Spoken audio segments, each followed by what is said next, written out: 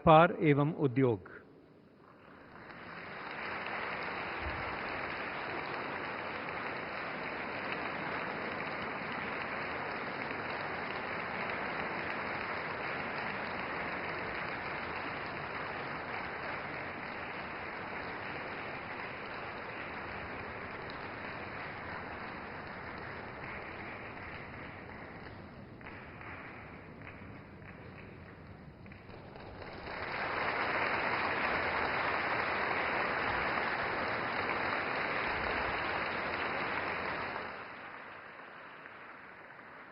Doctor विवेक ఒకసారి చేతిలో పట్టుకుంటే కూడా దగ్గర డిస్టెన్స్ కావాలి. ఓకేనా? ఓకే.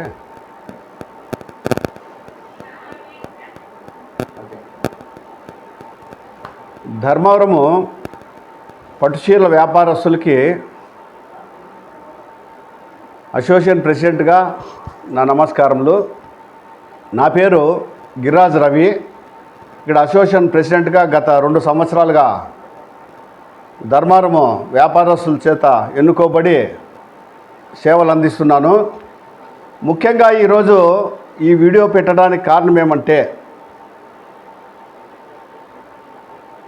మన చెన్నై వ్యాపారస్తులు నల్లి సిల్క్స్ యజమాని శ్రీ కుప్పుస్వామి చెట్టియార్ గురించి, ఆయన చరిత్ర గురించి చెప్పాల్సి వస్తుంది. ఎందువల్లంటే 2 రోజుల క్రితము ఆయనకి ఢిల్లీలో పద్మభూషణ్ అవార్డు రావడము నిజంగానే మన వ్యాపారస్తులందరూ గర్వించదగ్గ విషయము. ఆయనది తమిళనాడు అయినా కానీ మన రాష్ట్రంలో కూడా మన ధర్మవరం పట్టణంలో ఆయన గత 50 సంవత్సరాలు పైబడి వ్యాపార లావాదేవీలు చేస్తూ ధర్మవరం పట్టణంలో ఎంతోమంది వ్యాపారస్తులకి లాభాలిచ్చి చీరలు తయారు చేయించుకొని ఆయన లాభం పొందుతూ ₹1 కూడా తన జీవిత చరిత్రలో ఎవరికే కానీ డబ్బులు ఎగరగొట్టుకోకుండా, నమ్మకము అంటే ఒక కుప్పుస్వామి చెట్టియారే అనేటువంటి విధంగా ఆయన వ్యాపారం చేసి దాదాపు దేశంలోనే కాకుండా ప్రపంచంలోనే 45 సంస్థలు, వ్యాపార సంస్థలు నెలకొల్పి ఆయన కుమారుడు రామనాథన్ గారు, ఆయన కూడా, వారిద్దరూ ఎంతో మన ధర్మవరం పట్టణానికి వ్యాపారం ద్వారా సేవలు అందించి మనకు ఈరోజు వ్యాపారంలో లాభాలు ఇచ్చి ఎంతో మనల్ని ఆదుకుంటూ ఉన్నారంటే, ధర్మవరం వ్యాపారస్తులందరూ కూడా వాళ్ళకి ఎంతో రుణపడినారు. ఇప్పటికి కూడా వాళ్ళ వ్యాపారము ధర్మవరం పట్టణంలో కొనసాగుతూ ఉంది. వారి సంస్థ అధినేత, మొట్టమొదటి అధినేత కుప్పుస్వామి చెట్టియార్ గారి వాళ్ళ తాతగారు అయినటువంటి చిన్నస్వామి చెట్టియార్ గారే నల్లి సిల్క్స్ను మొట్టమొదటిగా 1928లో స్థాపించడం జరిగింది. తర్వాత ఆయన కుమారుడు నారాయణ స్వామి గారు, ఆయన కుమారులే మన కుప్పుస్వామి చెట్టియార్ గారు. ఆయన 1940 ప్రాంతంలో జన్మించినారు. ఇప్పటికీ 85 సంవత్సరములు ఆయన వయసు. ఈ వయసులో కూడా ఆయన షాపులో కూర్చొని వ్యాపారం చూసుకుంటూ వచ్చిన వారిని గౌరవిస్తూ, తోటి వ్యాపారస్తుల్ని, ఇతర ప్రాంతాల నుంచి వచ్చిన వ్యాపారస్తుల్ని గౌరవిస్తూ, ఎంతో ప్రేమగా పలకరిస్తూ, ఆప్యాయంగా వారికి తగిన గౌరవం ఇచ్చి, రావాల్సిన డబ్బులు కూడా ఇప్పించి, ఆయన సంస్థ నుంచి ఎన్నో సేవలు అందిస్తూ ఎంతోమందిని సంతృప్తిపరుస్తూ ఆయన వ్యాపారాన్ని కొనసాగిస్తున్నారు. ఆయన పట్ల ప్రతి ఒక్కరు కూడా ప్రేమాభిమానాలు ఉన్నాయి. ఒక ధర్మవరం పట్టణమే కాదు, కంచి తీసుకో, తమిళనాడు తీసుకో, తర్వాత రాష్ట్రము కాదు, దేశం నలుమూలల నుంచి, ఉత్తరాది నుంచి కూడా ఎంతోమంది వారికి సరుకు ఇచ్చి వారి వద్ద వ్యాపారం చేసుకుంటూ ఎంతో సంతోషంగా ఉన్నారు. ఇప్పటికి కూడా ఆయనంటే ప్రతి ఒక్కరు కూడా ఎనలేని ప్రేమాభిమానాలు ఉన్నాయి. అటువంటి వ్యక్తికి పద్మభూషణ్ అవార్డు ఇవ్వడం అనేది చాలా గర్వించదగ్గ విషయము. మేమంతా చాలా సంతోషపడుతున్నాము. ఆయనకు కూడా ఘనంగా సన్మానం చేయాలని చెప్పేసి మేము కూడా భావిస్తున్నాం. ధర్మవరం పట్టణం అసోసియేషన్ నుంచి, పట్టుచీరల తయారీదారులు వ్యాపారస్తు సంఘం నుంచి కూడా ఆయన ఘనంగా సన్మానించాలని చెప్పేసి మేము కూడా సన్నద్ధమవుతున్నాము. వచ్చే నెలలో ఆయన బయోగ్రఫీ విడుదల చేయాలని చెప్పేసి చెన్నై పట్టణంలో జరుగుతుంది ఆ ప్రోగ్రాము. ఆ కార్యక్రమానికి మేము కూడా హాజరవుతాము. మాకు కూడా ఇక్కడ సమాచారం అందింది.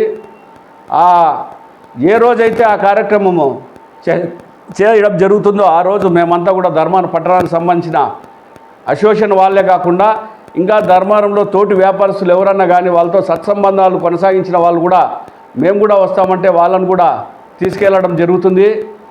ఈ విధంగా ఈ యొక్క మన కుప్సాం చెట్టియార్ గారి యొక్క వ్యాపారం అనేది ధర్మవరం పట్టణంలో ఎంతోమంది చేసుకొని చాలా సంతోషంగా ఉన్నారు. కానీ ఆయన వీవర్ కమ్యూనిటీ పద్మశాల కులానికి సంబంధించిన వ్యక్తి.